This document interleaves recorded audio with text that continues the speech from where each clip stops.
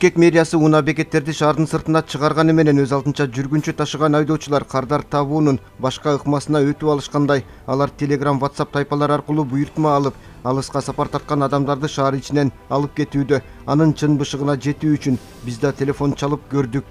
Салам алейкум. Алейкум ассалам. Ош кадамча ыйгаадып кетелде откамсыз. Не кылыш керек? Киши барбы же передатчик барбы? Жок, өзүм кетем. Таксисмен. Баас канча болот дедиңиз?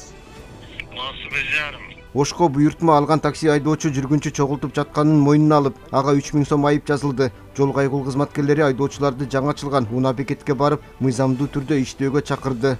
Көптөн эле такси кылам. Бир 15-10 жылдык стажым бар. Таксилер көп эле ар кайсы жерлерде жүрүшөт да. Ушундай бир туруктуу стоянка жок. Тияка жылат дешти, ал жакта адам барбайт.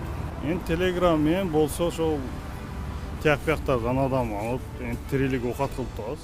Жүргүнчүлөр мурда көнгөн Батыш унаа бекетинин жанына, Ош базардын айланасына барып, соц тармактар аркылуу таксилердин тайпасына чалып байланыш түзүлөт. Рейдтин жүрүшүндө жүргүнчү салган унаалар аныкталганы менен такси экени далилденбей эскертүү берилди. Биринчиден ал коюп кетип калыш эмес, обязательно таштап кетип калыш эмес. Автоунааны ошол жерге жайгаштырып токтоп турасыз.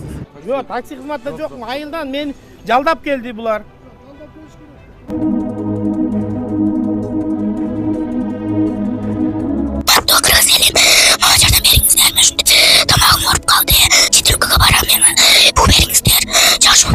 Эгер колуңуздардан келсе дагы жардам берип коюңуздар.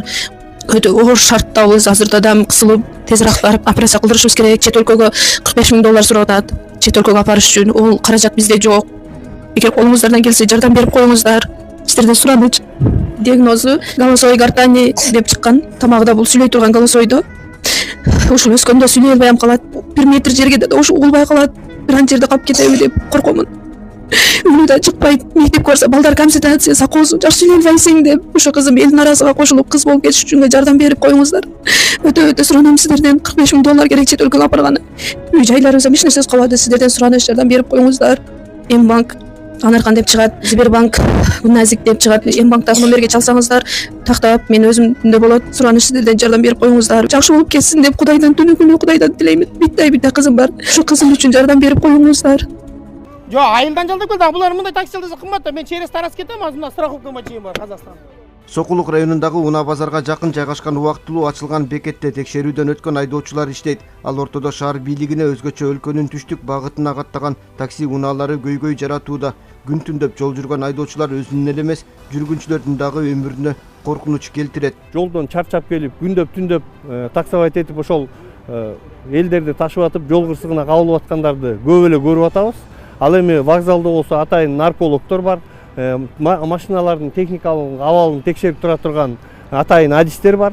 Вокзал, жаңы вокзал салынып бүткөнгө чейин азыр Ак Булат майданында ошол убактылуу вокзал иштеп атат. Ал жерге болгон шарттын түзгөнбүз. Атайын жол белгилери менен талаптарына баш ийбесе 188-беренен 1-бөлүмүнүн негизинде чара көрүлөт. Жана автовокзалдарды, автостанциялардын сырткары жерден жүргүнчүлөрдү салып ошону менен алектенсе 199-берененин 6-бөлүмүнүн негизинде 3000 сом айып пул салынат. Жаңы унаа бекеттерге чейин автобустар каттайт. Ал эми ушул жылы өлкөнүн түштүк каттамдарын тейлей турган жаңы бекеттин курулушу күтүлүүдө. Чектен чыккан айдоочуларды ооздуктоо боюнча рейдтик иш-чаралар байма-бай өтүп турмакчы.